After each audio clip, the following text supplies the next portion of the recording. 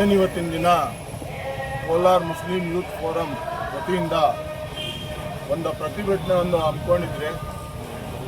ಆ ಪ್ರತಿಭಟನೆ ಬಂದು ನಮ್ಮ ಪ್ರವಾದಿಯಾದ ಹಜರತ್ ಮೊಹಮ್ಮದ್ ಮುಸ್ತಫಾ ಸಲ್ಲಲ್ಲಾಹು ಅಲೈಹಿ ವಸಲ್ಲಂ ಅವರ ವಿರುದ್ಧ ಒಬ್ಬ ನೀಚಗಟ್ಟೆ ನಾಲಾಯಕ್ ಮುಂದೆ ಅವಳಿಗೆ ಜಾತಿ ಧರ್ಮ ಏನು ಅನ್ನೋದು ಗೊತ್ತಿಲ್ಲದಿರೋ ಅವಳು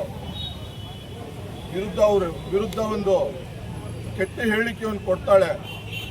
ಅದ್ರ ಪರವಾಗಿ ಇವತ್ತು ನಾವೇನು ಪ್ರತಿಭಟನೆ ಹಮ್ಮಿಕೊಂಡಿದ್ರಿ.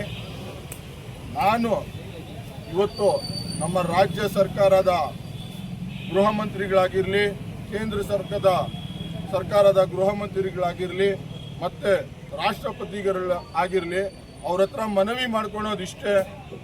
ಇದು ತುಂಬ ಸರಿ 1 ತಿಂಗಳು 3 ತಿಂಗಳು ಆದಂಗೆ ಯಾರೋ ಒಬ್ಬರು ಈ ಥರ ಹೇಳಿಕೆಯನ್ನು ಕೊಟ್ಕೊಂಡೇ ಬರ್ತಾವ್ರೆ. ನಾವು ತುಂಬ ಸತಿ ಅವ್ರ ವಿರುದ್ಧ ಕಾನೂನು ಕ್ರಮವಾಗಿ ಕೋರ್ಟಲ್ಲಿ ಕೇಸ್ ಸಹ ದಾಖಲು ಮಾಡಿದ್ದೀರಿ.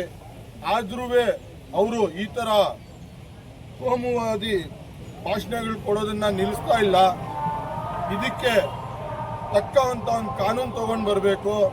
ಮತ್ತು ಇದು ನಮ್ಮ ಮುಸ್ಲಿಂ ಬಾಂಧವರು ಏನು ಈ ದೇಶದಲ್ಲಿದ್ದೀರಿ, ಸುಮಾರು 25 ಕೋಟಿ ಜನರಿಂದ 30 ಕೋಟಿ ಜನ, ಅವರೇ ಅಲ್ಲ ಅಕ್ಕಪಕ್ಕ ಇರೋ ರಾಷ್ಟ್ರಗಳಲ್ಲಿ ಇರೋಂಥ ಮುಸಲ್ಮಾನರಿಗೂ ನೋವಾಗೋದು.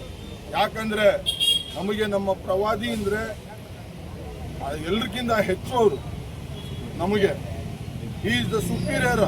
ಅವರು ಈ ವಿಶ್ವಕ್ಕೆ ನಮ್ಮ ಪ್ರಕಾರ ಸುಪೀರಿಯರ್. ಅವ್ರ ವಿರುದ್ಧ ಈ ಹೇಳಿಕೆಗಳನ್ನು ನಾವು ಖಂಡಿಸ್ತೀರಿ. ಮತ್ತು ಇನ್ನೊಂದ್ಸತಿ ನಾನು ಕೇಳ್ಕೊಳ್ತಾ ಇದ್ದೀನಿ, ಇದ್ರ ವಿರುದ್ಧ ಏನು ಲೋಕಸಭೆಯಲ್ಲಿ ಸೆಷನ್ ಆಗುತ್ತೆ ಅದರಲ್ಲಿ ಒಂದು ಬಿಲ್ಲೇ ಪಾಸ್ ಮಾಡಬೇಕು.